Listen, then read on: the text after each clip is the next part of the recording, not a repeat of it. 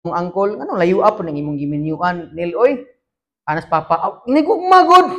Ako gani sa una 4 ka oras ko mo biyahe pa dong sa akong asawa, pahay man nambog sa siya.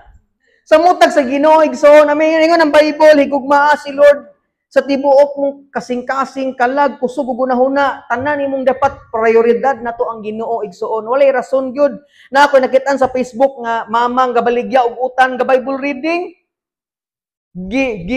Gibidyuhan sa usa ka vlogger yang gipost nga basta nahigugma gikas Ginoo wala gyud rason. Dili pwede nga si Lord ang mo-adjust kanunay. Numdum mo sa atong Thanksgiving, unang Thanksgiving sa Sibilya atong ubos, gibalin-balin ang schedule. Nga naman, ang uban, pastor, matumis tabilaran kay magkuha miyan ni nga na pa na basa bag-o pa pero nagdugay na kanang alagad sa Ginoo dapat dili si Lord kapunay ang mo-adjust. Dapat kita ang mo-adjust, no?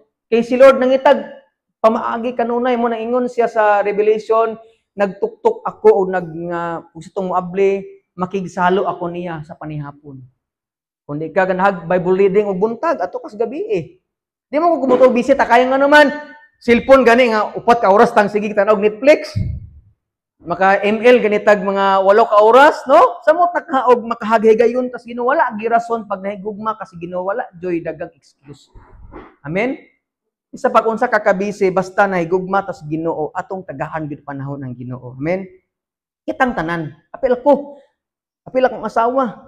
Di kami magpahinumdumanay me. Kid Bible reading nimo.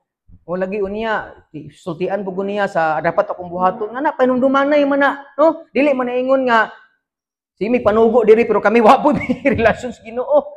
Kasi niya nag-judgment di mi maapil. Kasi pastor sige ragwali pero wag i-aplikar ang pulong sa Ginoo. Kitang tanan giwalihan ang igsoon. Amen. Kitang tanan gipanumduman sa Ginoo nganuman gihigugma tas Ginoo. Dagang giimbitar pero gamay ra ang makasulod sa selebrasyon sa langit kay sige balibad sa imbitasyon sa Ginoo. Mo na akong gikagulan, no? Kay kagulan sa Ginoo nga. Sige tag-invite sa tumihal sa kinabuhi, pero I pray and I hope masige tag-ampo nila og kita mo undang og invite sa ila. Kay sa una ingana po ta sige tag-rason. Sa una namdum ko katong bago pa ako nangalagad sa Ginoo, daghan ko rason.